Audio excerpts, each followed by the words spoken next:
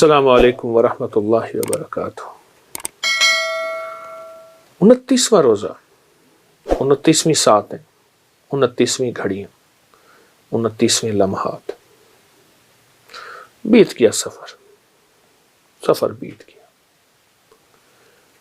گھڑیاں ڈھل گئیں اور مزدوری ملنے کا وقت آ گیا، مزدوری ملنے کا وقت آ گیا۔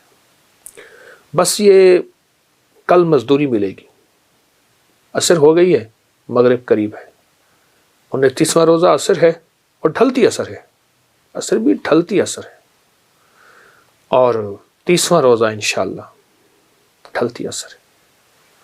دیکھیں اسے ڈھلتی عصر میں نا کچھ اللہ کے خزانوں سے لے لیں۔ دیکھیں رمضان میں وعدے ہیں کہ فرشتوں کو کہا کہ سب کچھ چھوڑ دو، میرے روزے داروں کے لیے آمین کہو۔ رمضان کے بعد اللہ فرشتوں کو اپنی عبادت پہ لگا دیتا۔ رمضان میں ایک اللہ کی طرف سے ایک نظام ہے، رمضان میں وہ نظام یہ ہے کہ اللہ پاک نے ہر نفل کو 70 گنا بڑھا دیا۔ اگلا وعدہ یہ ہے، رمضان میں اللہ جل شانہ رات کے آخری پہر میں خود پہلے آسمان پہ تشریف لاتے ہیں اور فرمایا کہ ہے کوئی مانگنے والا، ہے کوئی چاہنے والا، ہے کوئی ایسا جس کی دعا قبول کی جائے، ہے کوئی ایسا جس کی جھولیاں بھر دی جائیں، بے اولادوں کو اولاد، بے رزق کو رزق دے دیا جائے، ہے کوئی ایسا؟ یہ بہت بڑے لمحات ہیں، اب ختم ہونے والے ہیں، اور اپنے آپ کو اب مصروف کرنا ہے، اور اپنے آپ کو بہت مصروف کرنا ہے، اور اپنے لمحات کو بہت مصروف کرنا ہے۔ کیوں؟ پھر یہ لمحات نہیں ملیں گے، پھر یہ ساعتیں نہیں ملیں گی، پھر یہ گھڑیاں نہیں ملیں گی، پھر ہم ہوں گے بھی صحیح تو کیا خبر کہ پھر ہمیں توفیق ہی نہ ملے، کوئی ایسی بیماری، کوئی ایسی تکلیف، کوئی ایسی مشکل میں آ جائے۔ میں اسپتال میں گیا اپنے ایک دوست کے ساتھ اس کی والدہ کی عیادت کرنے کے لیے۔ کہنے لگے والدہ کو دیکھیں کہ شاید کوئی بیماری ہے، جادو ہے، جنات ہے، کوئی روحانی مسائل ہے، کیسے ہیں؟ بوڑھی والدہ۔ تو وہ پرائیویٹ کمرے میں تھے، تو اس وقت ڈاکٹر صاحب کا وزٹ تھا۔ تو میں نے کہا ہم وارڈ میں چلتے ہیں، عمومی وارڈ میں، اس نیت سے کہ لوگوں کی جا کے عیادت کریں گے۔ فرمایا جو کسی مسلمان کی اللہ کی رضا کی خاطر عیادت کرتا ہے تو 70,000 فرشتہ صبح جائے تو شام تک، شام جائے تو صبح تک اس کے لیے دعائیں مغفرت کرتے ہیں۔ میں ایک جگہ جا کے کھڑا ہو گیا، دیکھا تو ایک صاحب کی دونوں ٹانگیں کٹی ہوئی تھی۔ یہ کیا ہوا آپ کو؟ کہنے لگے یہ پاؤں پہ ایک چھید سی لگی، ایک دانہ سا بنا، وہ پھر دانہ ٹھیک نہ ہوا تو پھر وہ زخم بڑھتا گیا، پھر انگوٹھا کاٹ دیا، پھر میں نے کہا ٹھیک ہو گیا، پھر انگوٹھا ٹھیک ہو گیا، پھر زخم ہو گیا، پھر پاؤں کاٹ دیا، پھر پنڈلی کاٹ دی، پھر حتیٰ کہ آدھی ران کاٹ دی، اور کہا میں پھر ٹھیک ہو کے گھر آ گیا۔ مرحلہ وار ہسپتال جاتا رہا۔ کچھ عرصے کے بعد دوسرے پاؤں پہ یہ کچھ ہو گیا، اور اب عالم یہ ہے کہ وہ بھی مرحلہ وار جسم کا حصہ ٹانگ کٹتے اب یہاں تک کاٹے، اور کہتے اس کی آنکھوں سے آنسو تھے۔ کہا کہ مجھے وہ لمحے یاد ہیں جب میں کھڑے ہو کے نماز پڑھتا تھا، مجھے وہ لمحے یاد ہیں میں کھڑے ہو کے تسبیح پڑھتا تھا، میں طواف کرتا تھا، میں مسجد کی طرف قدم اٹھاتا تھا، میں خیر کی طرف قدم اٹھاتا تھا، کسی مسلمان کی مدد کی طرف چلتا تھا، دوڑتا تھا، بھاگتا تھا، اور آنکھ کے آنسو تھے۔ کہا کہ اب کہاں سے یہ لمحہ ملے گا، اب کہاں سے یہ وقت ملے گا، اب کہاں سے یہ گھڑیاں ملے گی۔ 29 ڈوبتی عصر رمضان کی، اور مغرب ہونے والی،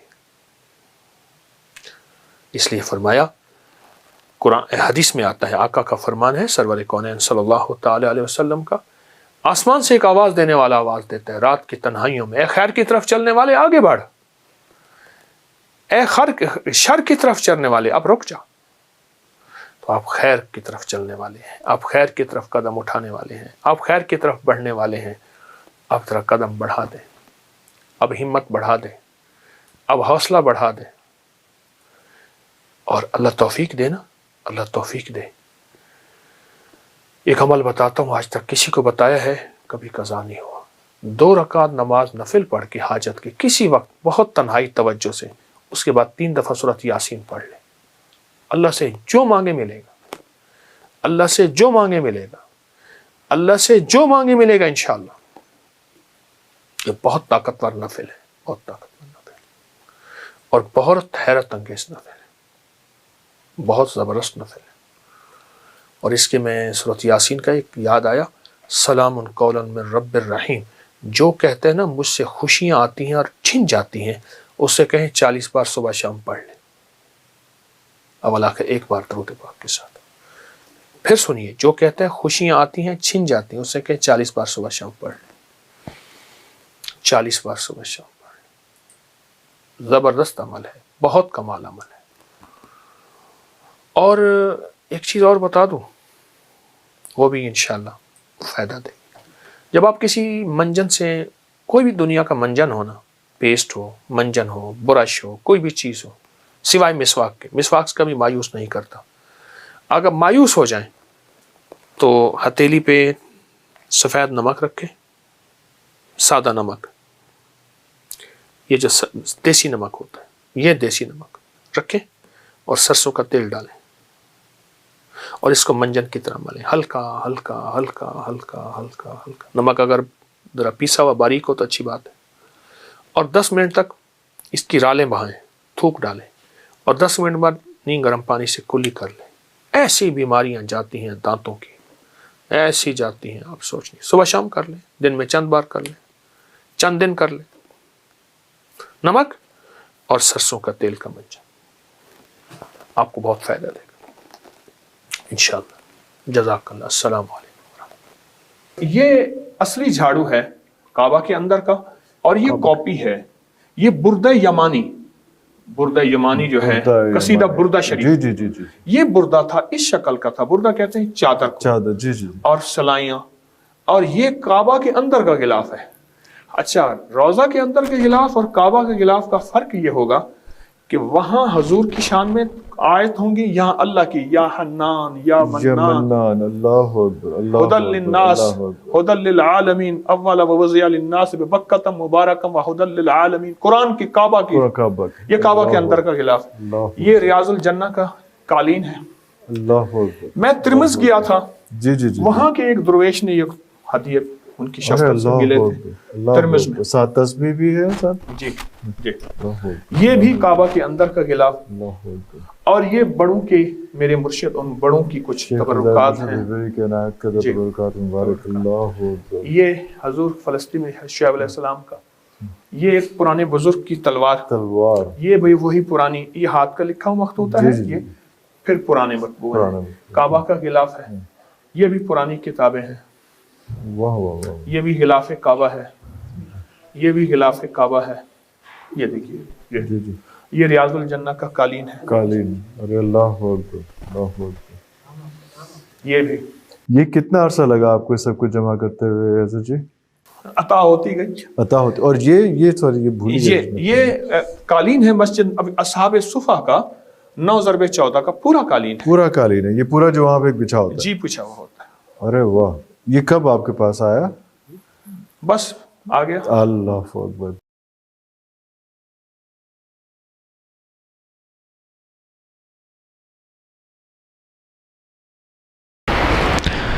ہمارے ایک بزرگ گزرے ہیں بڑے اللہ والے، وہ ہر شخص کو استغفار بتاتے تھے اور استغفار کا تعویذ لکھ کر دیتے تھے، کل اس کو گھول کے پی لو، گلے میں ڈال دو، یوں کر دو، یوں کر دو، ہر شخص کو استغفار بتاتے تھے۔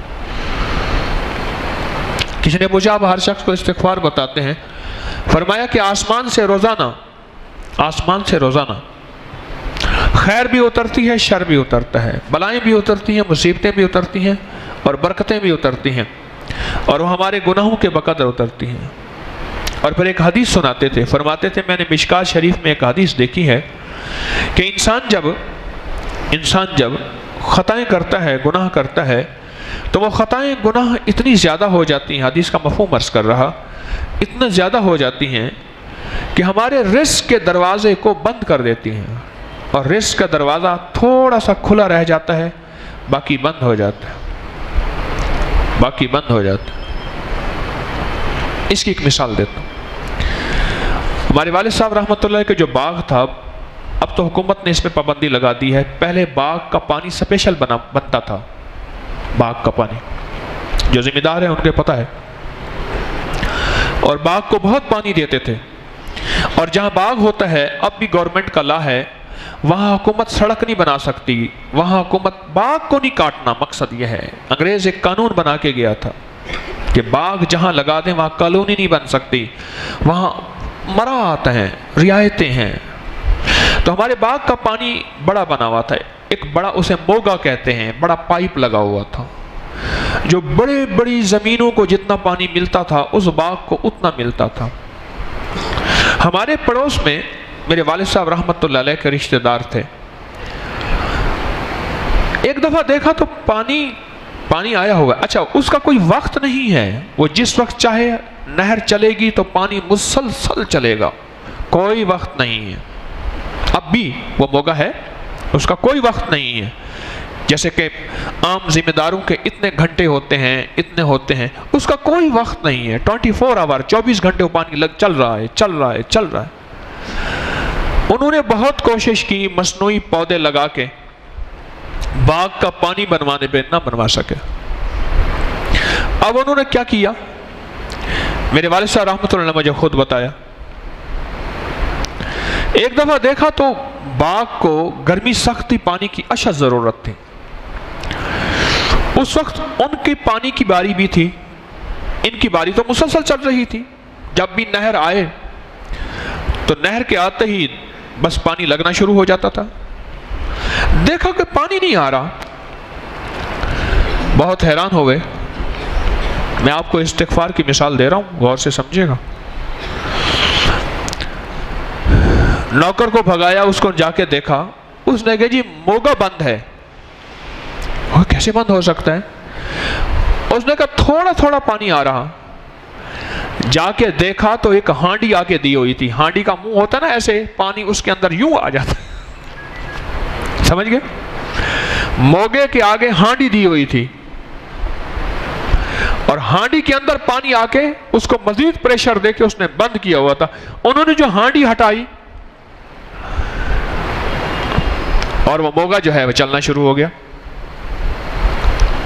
اچھا، وہ ہانڈی تھی ہماری اپنی، پانی اتنا ہو جاتا تھا کہ وہ ہانڈی آگے دے دیتے تھے، تھی اپنی.